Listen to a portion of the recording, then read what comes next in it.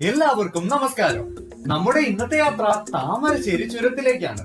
ഒരു രക്ഷയുമില്ലാത്ത കാനന ഭംഗി, കിടിലൻ വ്യൂ പോയിന്റ്, കാൽപാദം മുതൽ നെറുകുന്തല വരെ ഇരച്ചു കയറുന്ന തണുപ്പ്, കോടമഞ്ഞ്, 9 ഹെയർപിൻ വളവുകൾ എന്നിങ്ങനെ ഒരുപാടുണ്ട് താമരശ്ശേരി ചുരത്തെ കുറിച്ച് പറയാൻ.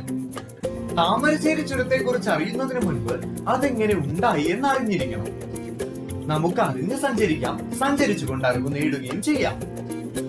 താമരശ്ശേരി ചുരം അതിദുർഘടമായ വനപാത.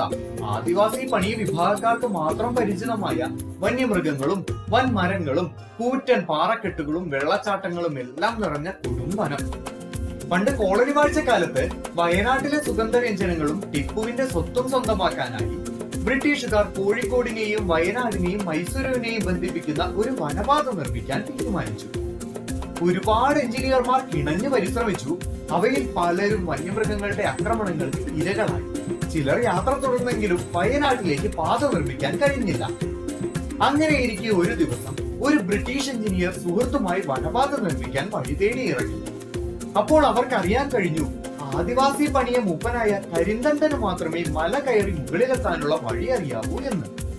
എഞ്ചിനീയർ കരിന്തണ്ടനെ സഹായം അഭ്യർത്ഥിച്ച് കരിന്തണ്ടനെയും കൂട്ടി മല കയറാൻ തുടങ്ങി.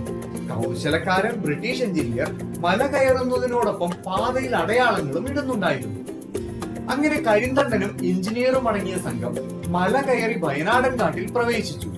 പക്ഷെ അപ്പോഴത്തേക്കും എഞ്ചിനീയർക്കുള്ളിൽ ഒരു നാണക്കേട് ഉടലെടുത്തിരുന്നു. ബ്രിട്ടീഷ് എഞ്ചിനീയർക്ക് ഒരു ചുരം നിർമ്മിക്കാൻ ഇന്ത്യക്കാരനായ ഒരു ആദിവാസി യുവാവിന്റെ സഹായം തേടേണ്ടി വന്നു എന്ന് മറ്റുള്ളവർ അറിയുന്നത് നാണക്കേടായി തോന്നിയതും മറ്റുള്ള ആരും ഇനി കരിന്തണ്ടനിലൂടെ ആ വഴി അറിയാതിരിക്കാനുമായി 1750 1799 കാലഘട്ടത്തിൽ വയനാടൻ മലനിരയിൽ താമസിച്ചിരുന്ന കരിന്തണ്ടനെ പിന്നീട് അവർ ചതിയിലൂടെ കൊലപ്പെടുത്തുകയായിരുന്നു. പിന്നീട് ചുരത്തിലൂടെ പോകുന്ന കാളവണ്ടികളും മറ്റും അപകടത്തിൽപ്പെടുന്നതും ചുരത്തിൽ നിന്നും കൊക്കയിലേക്ക് എടുത്തെറിയപ്പെടുന്നതും നിത്യസംഭവമായി. തുടർന്ന് പ്രശ്നവിധിയിൽ ചതിച്ചു കൊലപ്പെടുത്തിയ കരിന്തണ്ടന്റെ ആത്മാവിന്റെ ഉപദ്രവം കാരണമാണിതെന്ന് തെളിഞ്ഞു. തുടർന്ന് കരിന്തണ്ടന്റെ ആത്മാവിനെ ചങ്ങല ഉപയോഗിച്ച് ലക്കിടിയിൽ ഒരു മരത്തിൽ തളച്ചുവെന്നാണ് ഐതിഹ്യം. ഇന്ന് ലക്കിടിയിൽ വഴിയരികിൽ ഒരു ചങ്ങല തൂക്കിയ മരവും വിളക്ക് വെച്ച തറയും കാണാം.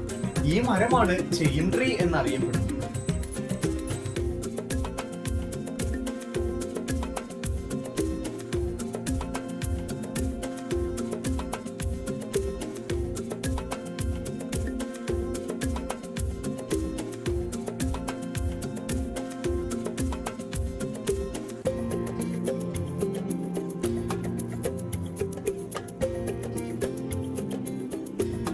കോഴിക്കോട് ജില്ലയിലാണ് വയനാട് ചുരം അഥവാ താമരശ്ശേരി ചുരം സ്ഥിതി ചെയ്യുന്നത്. നാഷണൽ ഹൈവേ 766 ചുരത്തിലൂടെ കടന്നു പോകുന്നു. അടിവാരത്തു നിന്നും ചുരം കയറി ലക്കിടിയിലെത്തുമ്പോഴേക്കും സമുദ്രനിരപ്പിൽ നിന്നും ഏകദേശം 2625 അടി മുകളിലെത്തുന്നു.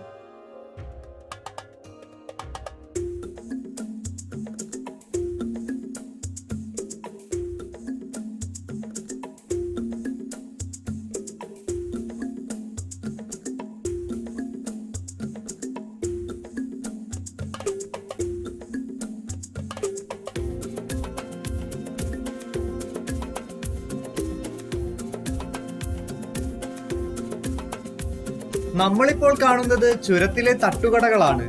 ഇവിടെ കിട്ടുന്ന മസാല പുരട്ടിയ പുഴുങ്ങിയ കാടമുട്ടയും താറാവിന്റെ മുട്ടയുമെല്ലാം സഞ്ചാരികൾക്ക് ഏറെ പ്രിയപ്പെട്ടതാണ്. ഉപ്പിലിട്ടതും ലഘുകടികളും ചായയും എല്ലാം ഈ തട്ടുകടകളിൽ നിന്ന് ലഭിക്കും.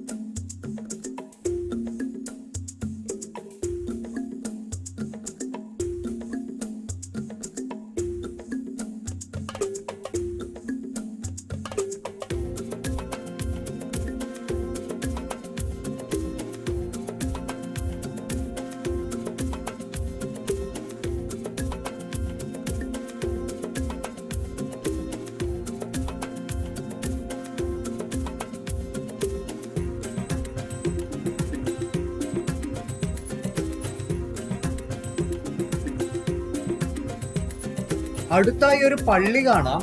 അതിന് നേരെ എതിർവശത്തുള്ള ഈ റോഡിലൂടെ 5 കിലോമീറ്റർ ദൂരം പോയാൽ തുഷാരഗിരിയിലെത്താം.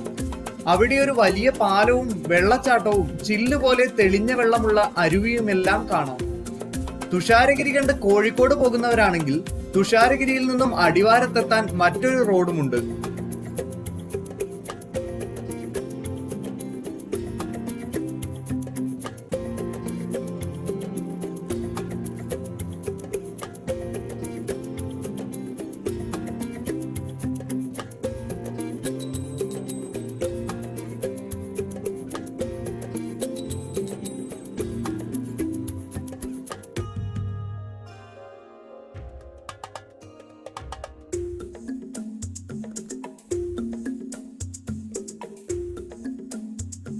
കുറച്ചുകൂടി ദൂരം ചെന്നാൽ നിറയെ തേനീച്ചക്കൂടുകളുള്ള വലിയൊരു മരവും വഴിയരികിൽ കാണാം. ഇതുവഴി പോകുന്ന യാത്രക്കാരിൽ അധികം ആളുകളും ഈ മരം വളരെ കൗതുകത്തോടെ നോക്കി നിൽക്കാറുമുണ്ട്.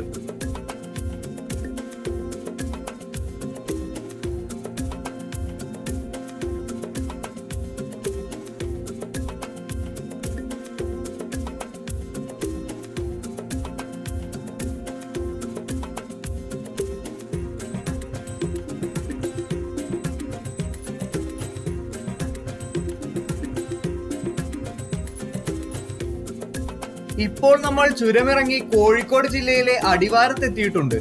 ചുരമിറങ്ങുന്നവരിൽ അധികം ആളുകളും ഭക്ഷണം കഴിക്കാൻ ലഞ്ചിയോണിലേക്കാണ് പോകാറ്. നമുക്കും ലഞ്ചിയോണിൽ ഒന്ന് പോയി വരാം.